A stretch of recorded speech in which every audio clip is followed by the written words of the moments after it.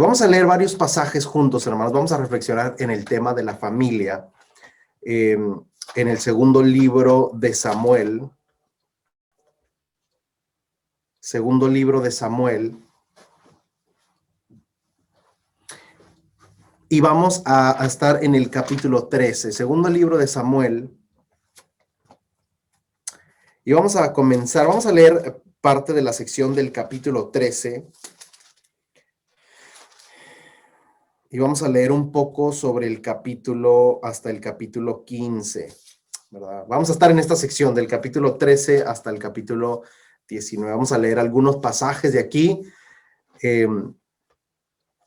para hablar un poco sobre esto. Hermanos, ¿sabe? Déjenme comenzar con una historia. Hace tiempo, hermanos, leía en un libro, estaba leyendo un libro, y leí, hermanos, una historia que me impactó mucho, pero a la vez que no se me hizo algo extraño, ¿verdad? Leía una historia de que describía un escenario un domingo en una iglesia de Cristo, acá en Estados Unidos, en donde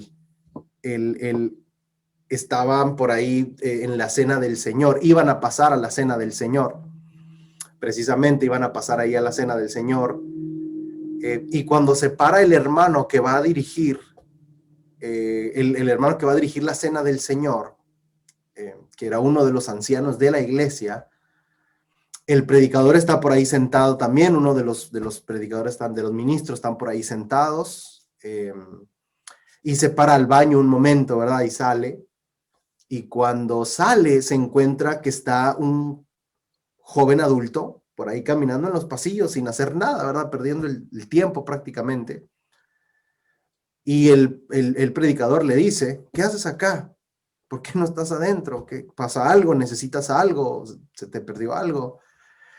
Y él le dice, no, simplemente me paré cuando se paró la persona que está dirigiendo la cena del Señor, me salí. No quiero escucharlo, dijo él. Entonces el predicador le dice, pero es tu papá. Sí, por eso, porque lo conozco, no quiero escucharlo.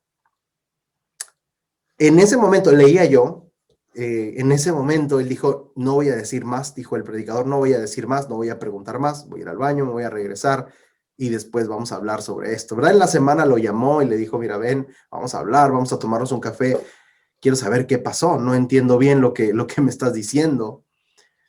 Y se reúnen y este joven prácticamente le dice, que es que usted no lo conoce, yo no puedo verlo a él hablando ahí en el púlpito, usted no lo conoce.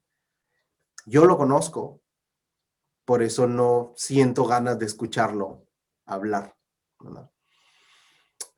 El predicador le dice, debes tener mucho cuidado con lo que tú me dices, porque él no es cualquier hombre, él es quien firma mi cheque de pago cada mes, ¿verdad? Él es un hombre de mucha influencia en mi vida y en la vida de la mayoría de la iglesia. Y él le dice, claro, porque no lo conocen. Porque no lo conocen.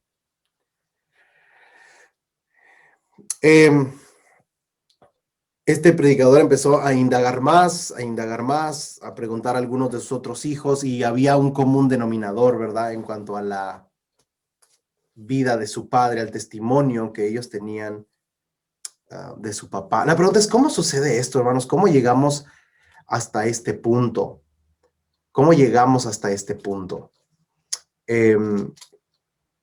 ¿Cómo puede una persona, cómo podemos a veces tener nosotros una gran vida, vamos a llamarle así, cómo podemos tener a veces una gran vida de éxito? ¿Cómo podemos tener a veces una gran vida de éxito, hermanos, en cualquier ambiente y podemos perder a nuestra familia, ¿verdad? David, hermanos, David fue un rey fascinante, hermanos, fascinante. Teológicamente, el personaje más importante del Antiguo Testamento no es David, no es Abraham, no es Moisés, es David, hermanos. Es David. ¿Y cómo sabemos esto? Porque en los profetas literarios, hermanos, en los 16 profetas literarios, que tenemos, eh, David es la referencia. Hay 300 referencias al Mesías venidero conectada con David. ¿Se fijan esto? Hay cerca de 300 referencias del Mesías venidero conectado con David. Es decir, 400, 500 años después de que David había muerto, los profetas todavía decían, habrá de venir uno como David. Va a venir uno dice Isaías capítulo 11, el retoño de Isaí, ¿verdad? Usted lo ha leído, el retoño de Isaí. Va a venir David, va a venir uno como David, que sabemos nosotros a quién hacía referencia. David es sobre él de quien se dice es el ungido de Jehová. Usted sabe que la palabra ungido en el hebreo es el Mesías, el Mesías de Jehová, es el Christos, es la palabra griega para el ungido. Y esta es la palabra que se utiliza para David una y otra vez en la historia deuteronomista, en la historia del cronista, en las historias del exilio, en la sabiduría, en la poesía hebrea. Se utiliza esta frase para hablar de David, el ungido de Jehová, ¿verdad? Un líder fascinante, un líder excelente, un hombre maravilloso.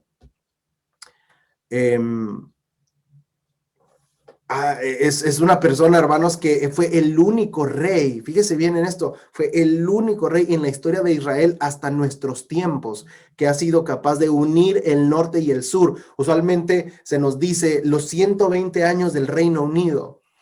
Ni tan unido, hermanos, realmente ni tan unido. Siempre se nos dice esto, ¿verdad? Son los 120 años del Reino Unido y después en Reyes, primer libro de Reyes, capítulo 12, vemos la división del reino. El reino tenía siglos dividido, hermanos, a lo mejor no geográficamente, pero el reino tenía siglos dividido. Desde el libro de los jueces usted ve en Jefté que hay una división fuerte entre el norte y el sur, tanto geográfica como en su corazón y en su espíritu. Cuando muere Saúl, segundo libro de Samuel, capítulo 1, supondríamos nosotros que es David, hermanos, quien va a quedar como rey inmediatamente, pero David enfrenta una división. El reino se divide en el capítulo 2 del segundo libro de Samuel y hay 7 años de guerra civil. 7 años de guerra civil, hermanos. El norte contra el sur. En el norte, Abner. En el sur, Joab, el amigo Abisai, los amigos de David y David también. En el norte está Isboset, el hijo de Saúl que quedó vivo. Se arma una guerra civil impresionante que dura hasta el capítulo 5, 7 años, hermanos. Entonces, eso de los 120 años unidos, bueno, sí, en cierta parte, pero se dividió el reino cuando muere Saúl.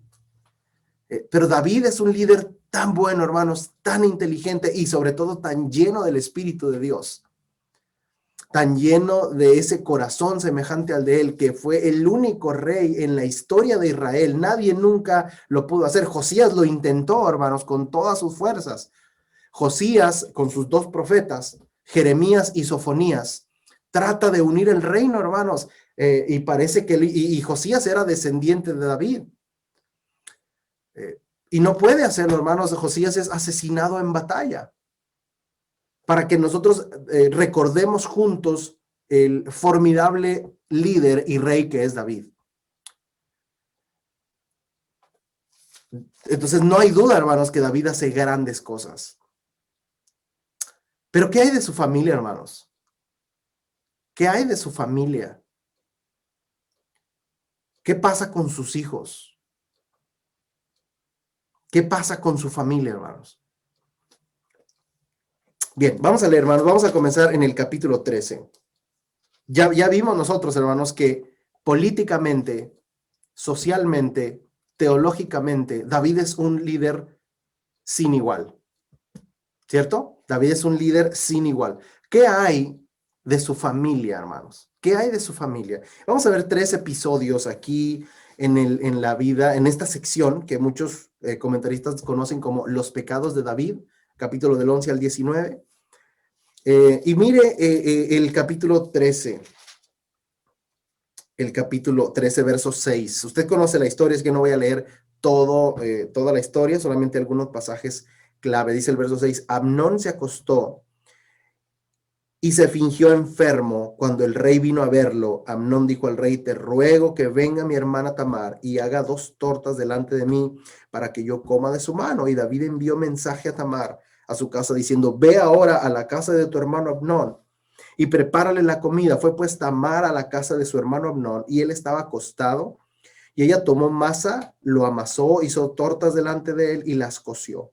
Y tomando la sartén, la sirvió delante de él, pero él se rehusó a comer. Y Amnón dijo: que salgan todos de aquí. Todos salieron de allí. Verso 10. Entonces Amnón dijo a Tamar: trae la comida a la alcoba para que yo coma de tu mano. Y Tamar tomó las tortas que había hecho y las llevó a su hermano Amnón a la alcoba. Cuando ella se las llevó para que comiera, él le echó mano y le dijo: ven, acuéstate conmigo, hermana mía. Pero ella respondió: no, hermano mío, no abuses de mí, porque tal cosa no se hace en Israel. No cometas esta terrible ofensa. Pues, ¿a dónde iría yo con mi deshonra? Y tú serías como uno de los insensatos de Israel. Ahora pues te ruego que hables al rey, que él no me negará a ti. Pero él no quiso escucharla. Como era más fuerte que ella, la forzó y se acostó con ella. Entonces Amnón la aborreció con un odio muy grande, porque el odio con el que la aborreció fue mayor que el amor con que la había amado. Y Amnón le dijo: levántate y vete. Pero ella le respondió: no, porque esta injusticia que me haces echándome fuera es mayor que la otra que me has hecho. Pero él no quiso oírla. Llamó pues a su criado que le servía y le dijo: echa a esta mujer fuera de aquí y cierra la puerta tras ella. Mira el verso 19. Entonces Tamar se puso ceniza sobre la cabeza, rasgó el vestido de su de manga larga que llevaba puesto, y se fue gritando con las manos sobre la cabeza. Fíjese bien, hasta aquí la lectura. ¿Qué fue lo que pasó aquí, hermanos? Usted conoce esta historia. Usted conoce esta historia. Amnón, y esta es la primera escena que vemos aquí de la familia y de los hijos de David que queremos nosotros considerar en esta noche. Amnón, hermanos, que es uno de los hijos de David, lo más probable es que el siguiente rey iba a ser Amnón. Después de él viene Absalón, después viene otro hijo varón, y después viene Salomón. Al final es el 4.º hijo varón, pero el siguiente en la línea real, digámoslo así, es Amnón. Amnón toma a su media hermana, que es Tamar. Dice el texto, hermanos, que acabamos de leer nosotros, que se enamora tanto de ella que hasta se enferma, ¿verdad? Se siente enfermo de amor. Y este hombre que le servía a Amnón también es su primo y le dice: ¿sabes qué, Amnón? Vamos a hacer un plan. Mira, yo te recomiendo que la metas aquí, que te hagas el enfermo, que mandes pedir que te sirva, y después ahí sí la haces tuya, ¿verdad? Entonces ya leímos la historia de lo que pasó. Amnón se acuesta con ella, no solamente la deshonra, sino que la corre de ahí, ¿verdad? Y ella le dice: estas cosas no se hacen en Israel. Esto no se hace en Israel. A él no le importa eso. Igual la deshonra, y le dice: vete de aquí, ¿verdad? Le dice Amnón. La pregunta, hermanos, de todo esto es: ¿dónde está David? ¿Se fija? ¿Dónde está David aquí, hermano? ¿Dónde estará David, hermanos?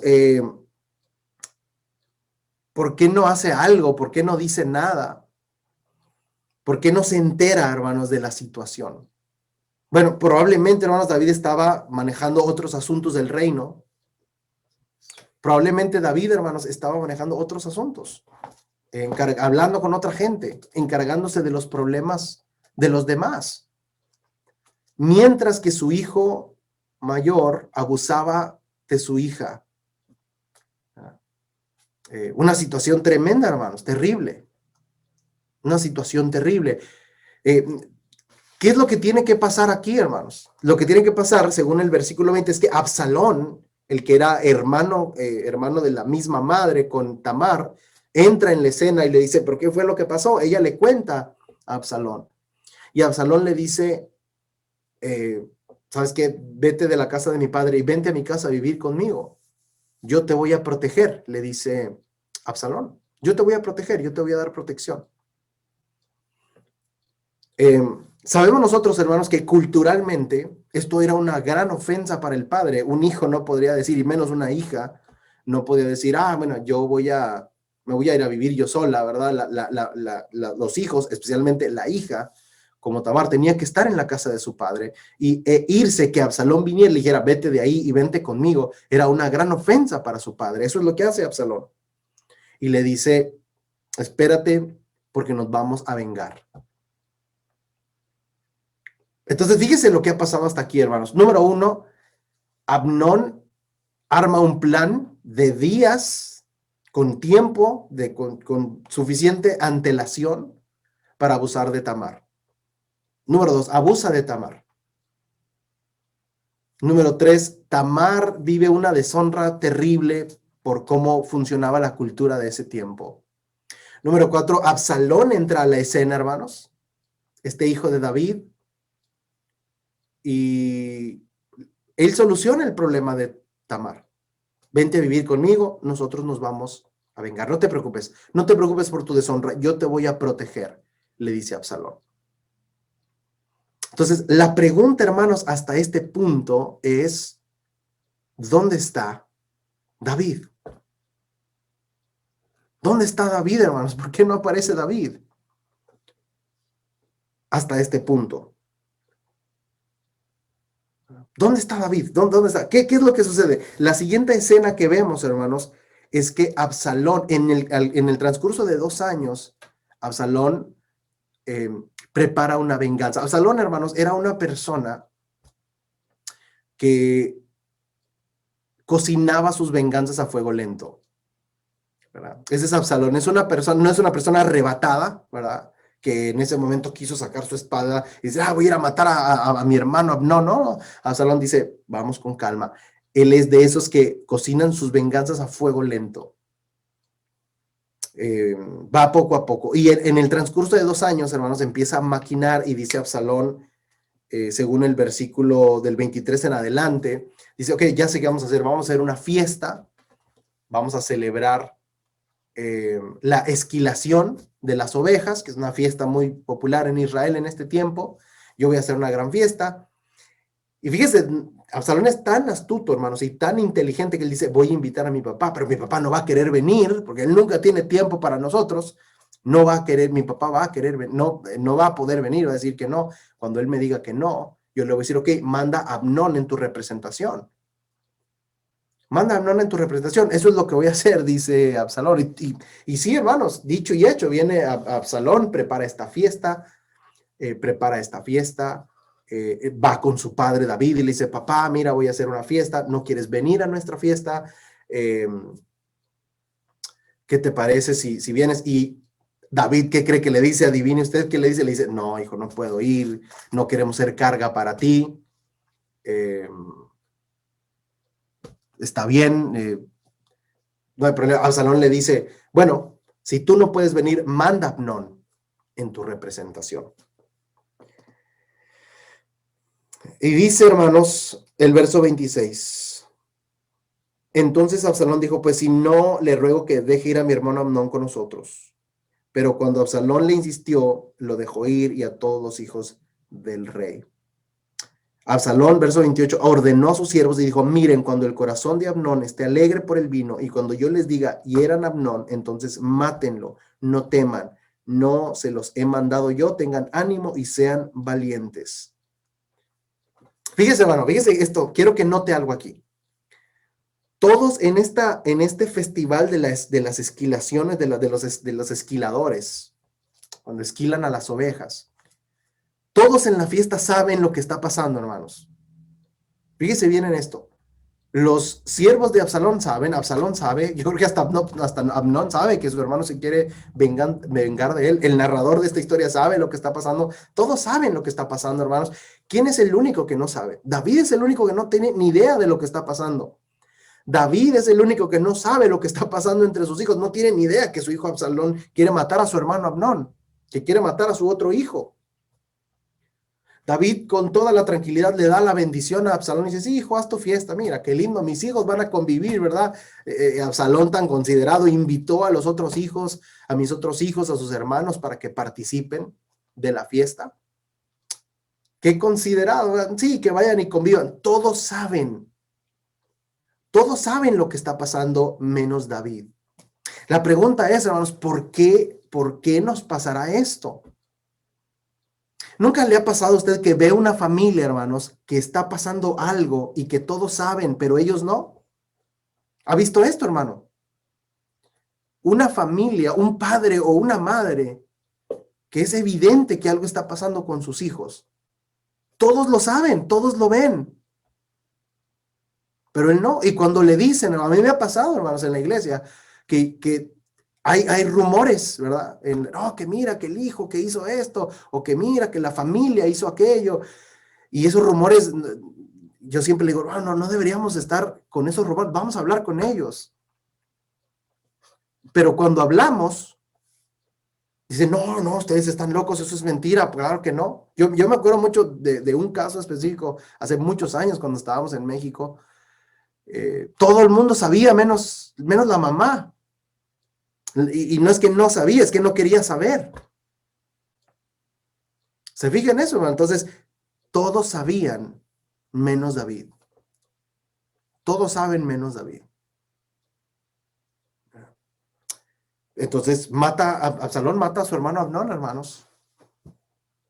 Y entonces ahí sí David llora y lo que hace es exiliar a Absalón. Dice, vete de Israel, no te quiero ver acá. Y Absalón es exiliado. Y lo único que hace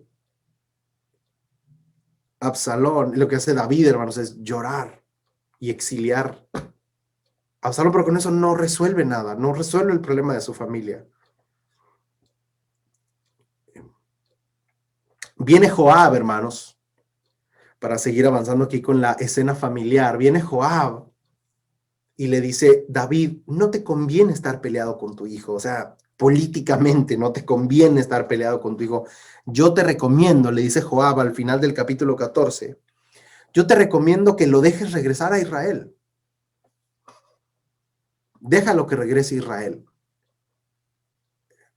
Para que no te veas mal. Hasta manda por ahí a una mujer sabia de Tecoa, ¿verdad? En el 14:14, que le da ahí una cátedra, una mujer contratada casi por Joab, que le da una cátedra ahí a David, y a través de la mujer y las palabras de Joab, le dice a David, está bien, que vuelva, pero fíjese la condición, que vuelva, pero yo no lo voy a ver, pero no estará delante de mi presencia.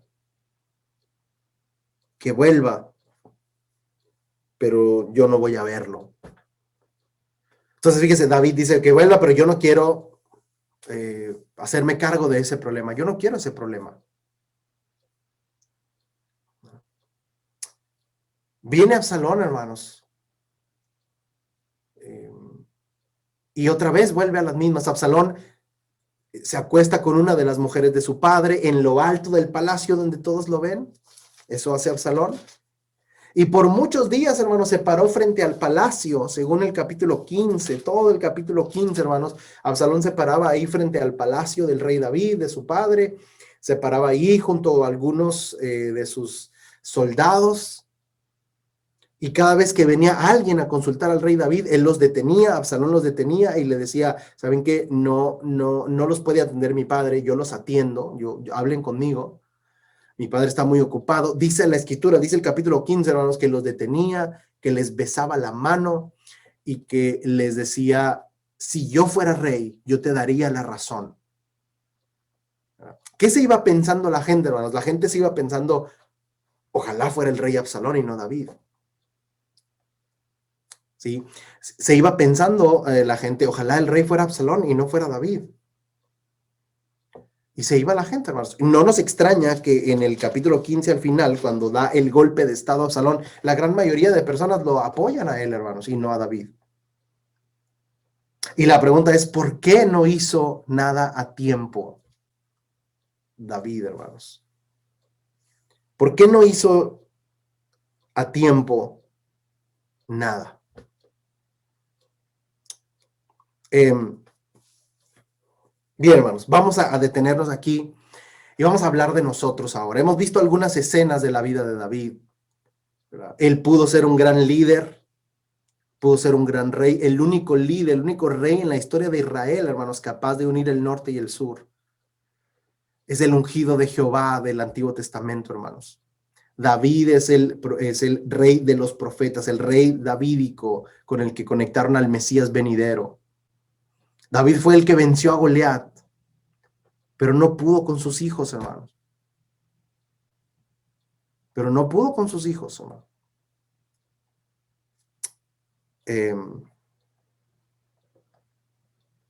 Así como hablábamos de esta historia al principio, hermanos, un hombre de éxito, pero que no pudo con sus hijos, hermanos.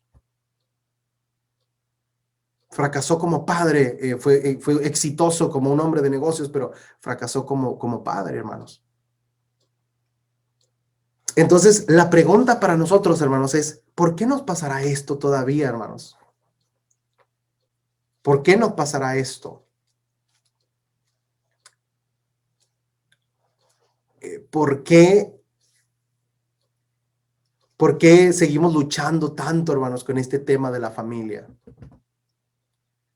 Que somos a veces exitosos o queremos ser exitosos en todos los ambientes de la vida, en todos los ámbitos, en todos los escenarios diferentes de nuestra vida, pero ¿qué pasa con nuestra familia, hermanos? ¿Sí? ¿Qué pasa con nuestra familia? Y bueno, a veces, por ejemplo, uno como hombre, hermanos, fíjese, yo me levanté hoy, no está usted para saberlo, ni yo para contárselo, pero desperté hoy a las 5:30 de la mañana, hermanos. Tengo 2 hijos en mi casa y tengo mi esposa en mi casa también, que están ahí ahorita. Y voy a llegar a mi casa como a las 9, hermanos, y puedo llegar. Parece que no tienes ningún. Siri, que quiere intervenir. Llego a mi casa, hermanos, a esa hora. Y lo menos que quiero yo escuchar son quejas, hermanos, sinceramente. ¿Sí me entienden, hermano? O sea, lo menos que quiero yo escuchar es que mi esposa venga y me diga, ay, fíjate que tu hijo hizo esto y se peleó con su hermana y la escuela. Yo digo, ¿sabes qué, amor? Lo menos que quiero escuchar ahorita son quejas. Vengo bien cansado, trabajé todo el día, ¿verdad? Toda la mañana, desde las 8 de la mañana hasta la 1 de la tarde di clases, hermanos. Di clases aquí en la universidad local. Toda la tarde estuve haciendo diferentes cosas. Estoy aquí en el local de la iglesia todavía.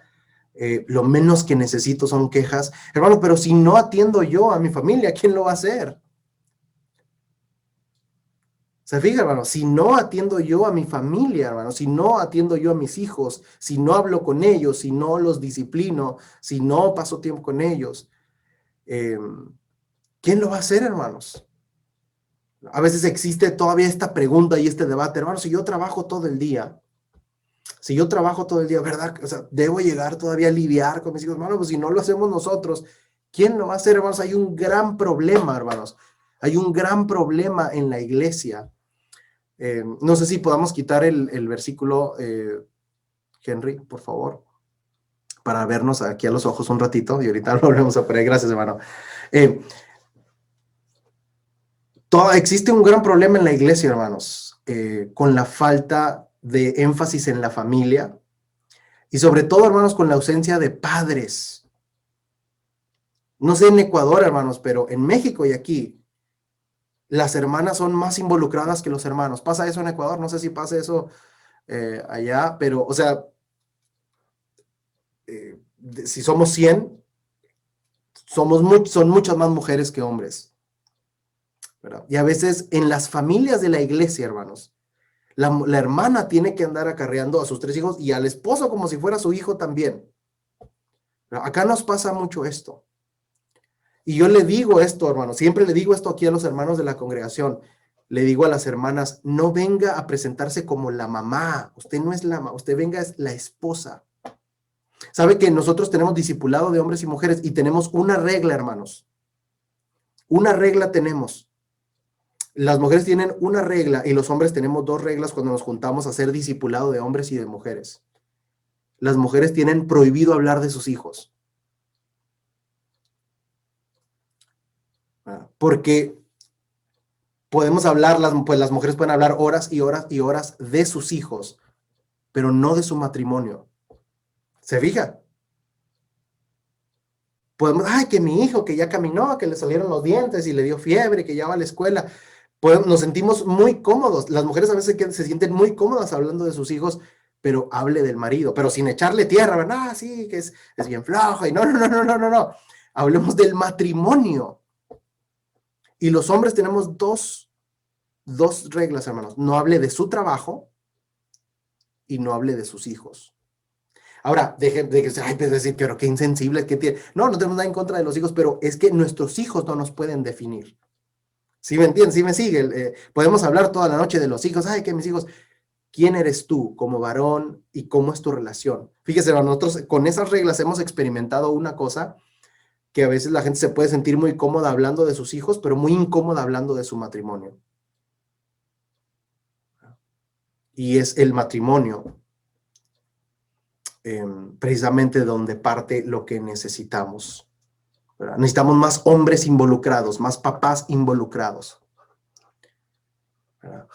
Ahora en la pandemia, hermanos, déjenme les digo otra segunda cosa. Ahora en la pandemia hemos experimentado algo. Mucha gente está muy descontenta por las medidas que las iglesias tomamos, ¿verdad? Para muchos fue muy exagerado, para muchos es muy relajado, es difícil darle gusto a todo el mundo, ¿verdad? Para muchos es, no, qué exagerado, vamos a reunirnos, Cristo nos va a salvar con su sangre, aquí nadie se va a morir de COVID. Eso pasó, aquí no pasó eso. Gente que todavía está, no, pero ¿cómo se les ocurre regresar? Pues entonces estamos ahí tratando de navegar. Pero una cosa que nos ha pasado, hermanos, es que cuando un matrimonio no está fuerte en la iglesia, la hermana, su todo es el ministerio de los niños. O el ministerio de las mujeres, esas dos cosas. Y sin eso, pues se acaba toda la iglesia prácticamente. Cuando los dos están bien involucrados en la iglesia, ven los ministerios de la iglesia desde otra perspectiva. Hay más que hacer. Hay mucho más que hacer. Entonces la pregunta, hermanos, todavía es, pues, ¿por qué nos sigue pasando esto? ¿Verdad? Una de las formas de abuso que también podemos tener con nuestros hijos es ignorarlos, hermanos. Es ignorarlos, es no entrar a tiempo. Ahora déjenme le digo esto, una de las cosas que a mí me rechocan es predicar o predicaciones que vienen desde la perspectiva del juicio. Yo no quiero que usted se sienta juzgado esta noche. Yo no creo que una predicación efectiva sea una predicación que te hace sentir culpable. No creo eso. No quiero que usted se vaya sintiendo culpable esta noche. Porque llega el punto, hermanos, en el que lo que sus hijos decidan no es su responsabilidad ya. Si yo en este momento decido pecar y caer en pecado e irme de la iglesia, eso no pueden ir ustedes con mi mamá y decirle, hermana, usted fue su culpa, ¿verdad? No, hermano, no es, yo soy un adulto. Pero lo que a mí me parece clave es entender las palabras, hermanos, que le dijo Dios a Elí en el capítulo 3 del primer libro de Samuel. ¿Se acuerdan la palabra? Y me encanta la palabra que usa la Reina Valeria ahí. No les estorbaste. No les estorbaste. No hay garantía, hermano. No está en su control que usted vaya a tener hijos espirituales, cristianos y cercanos a Dios, con el temor de Dios. Pero usted y yo debemos hacer lo que está en nuestras manos para estorbarles. Como dice un predicador en México, que si van a salirse en la noche, usted se pone en la puerta y no vas a salir, y yo te voy a estorbar. A ver, quítame, ¿verdad? Y si está más grandote que yo y me quita y se sale, bueno, pero yo les estorbé. Yo no puedo garantizar que él no se vaya, pero lo que sí puedo hacer es estorbarles a mis hijos. Y déjeme le hablo, a lo mejor, yo tengo hijos, hermanos, que están pequeños todavía. Mi niña tiene 6 años y mi niño tiene 8. Y dice usted, hermano, pues a mí todavía me queda fácil, hermanos, decirles, órale a la iglesia. y se van a la iglesia, y órale a su clase de niños, y órale a su clase de niños. Ya cuando sean adolescentes, pues ahí sí va a ser un chicharrón, ¿verdad? Como dicen los colombianos. Pero déjenme le hablo desde la perspectiva de hijo, hermanos. En la congregación en donde yo crecí, hermanos, una congregación de unos 200 personas. Yo tenía unos 16 años, hermanos. Y al final de la reunión, siempre uno de los ancianos o el predicador decía, hermano, algún anuncio, alguna petición que tengan. Y mi mamá alzaba la mano. Hermana Marta, sí. Hermano, quiero pedir la oración por Polo, porque es bien rebelde, hermano, no hace caso, es bien cabezón, es burro, no quiere venir a la iglesia, hermano, se está aquí, está durmiendo. Quiero que oren por él, hermano, yo me enojaba muchísimo, hermano. Yo tenía 16 años, me enojaba muchísimo. Y llegando a la casa le decía, mamá, ¿usted qué le pasa? ¿Por qué me avergüenza así? Hable de usted, pida por usted, que sea la última vez que usted pide por mí. O sea, qué vergüenza más. Si usted vuelve a pedir, yo no vuelvo a ir a la iglesia más. Mi mamá me escuchaba así. Y ¿sabe qué me decía al final? Me decía, diga lo que quiera, pero le voy a decir dos cosas. Mientras no cambie, no voy a dejar de pedir por usted. E ir a la iglesia no es una opción. Usted va a ir y punto. O sea, eso de ir a la iglesia no está en discusión. Siga portándose así. Y yo voy a seguir diciendo eso todos los domingos hasta que usted deje de portarse así. Bueno, no me quedó otro remedio, hermanos. Y eso que todavía a veces me porto mal, no crea, todavía soy burro y rebelde. Eso de ser rebelde lo llevo en mi ADN, hermanos, pero ya no tan rebelde, hermanos, como cuando tenía yo 16 años. Y si no hubiera sido por eso, si mi mamá me hubiera preguntado, si mi papá siempre nos decía, yo no les voy a preguntar si quieren ir o no, si se quieren involucrar en los jóvenes o no, porque los papás hacen eso, hermanos. ¿Quieres ir al grupo de jóvenes? ¿Sabe qué hubiera dicho yo a los 13 años? Por supuesto que no. No quiero ir. ¿Quién quiere ir a la iglesia de 14 años, hermano? Muy pocos, de verdad. Y yo iba y me llevaban a la fuerza. A mí y a mis hermanos, tengo 3 hermanos. Íbamos a veces todos enojados, hermanos, y todos estamos en la iglesia. Todos estamos en la iglesia. Mis hermanas están en la iglesia. Y yo estoy en la iglesia. Y no le digo, mire qué exitosos somos, mire qué buenos somos, porque no, pero por lo menos estamos aquí, ¿verdad? Y mi mamá, ahí usted la puede preguntar todavía a donde quiera que le invitan a dar clases, siempre cuenta esas historias, ¿verdad? No le importa avergonzarnos hasta el día de hoy. Pero así era, hermanos. A veces no podemos hacer mucho sino estorbarles y orar, pero sí estar bien involucrados con ellos, ¿verdad? Debemos nosotros recordar que nuestro principal ministerio es nuestra familia. Y yo le aconsejo esto en el nombre del Señor, hermanos, como padre y como hijo, que seamos duros, hermanos, que seamos fuertes cuando se trata de las cosas de Dios, que seamos fuertes, hermanos. Yo siempre les digo en mi casa, no es una democracia aquí. Vamos a ir, ¿verdad? Me frustra mucho a veces decirle, hermanos, traiga a sus hijos a la clase de jóvenes, mire qué clase tan bonita. No quiere venir. Y yo digo, ¿por qué le pregunta? Pues tráigalo, ¿verdad? Y ya. ¿Verdad? Hermanos, de nada nos va a servir todo el éxito que podamos tener. Hasta éxito en el ministerio, si perdemos a nuestra familia.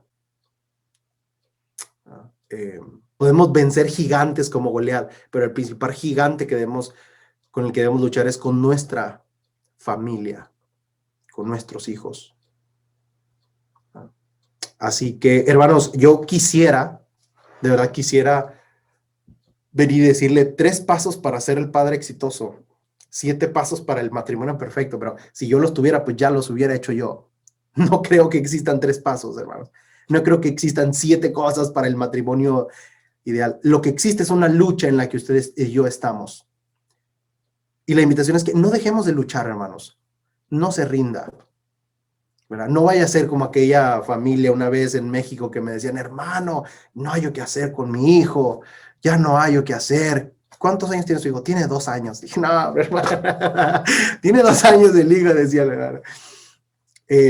No, es una lucha, hermanos. Eso estamos de acuerdo. Porque sé la lucha que tengo con mis hijos y me acuerdo de la lucha que di como hijo. No dejemos de luchar. Sigamos orando. El tema de la familia es muy importante, ¿verdad? Sigamos fortaleciendo. Este tiempo de COVID, hermanos, es un tiempo para ser misericordiosos unos con otros. Para aplicar lo que dice Pedro, el amor borrará multitud de pecados. En ese contexto lo dice Pedro, en un contexto de hostilidad entre unos y otros. Así que es un tiempo difícil. Echémosle toda la carne a la parrilla, hermanos, en cuanto a la familia. Invirtamos en nuestra familia. Invirtamos en nuestra familia. Que Dios les bendiga, hermanos. Gracias por la oportunidad. Espero que sigamos luchando unos con otros, hombro a hombro, para sacar nuestras familias adelante. Así que Dios les bendiga. No sé si va a haber algún comentario más adelante, pero bueno, dejo el lugar a lo que sigue. Dios les bendiga, hermanos.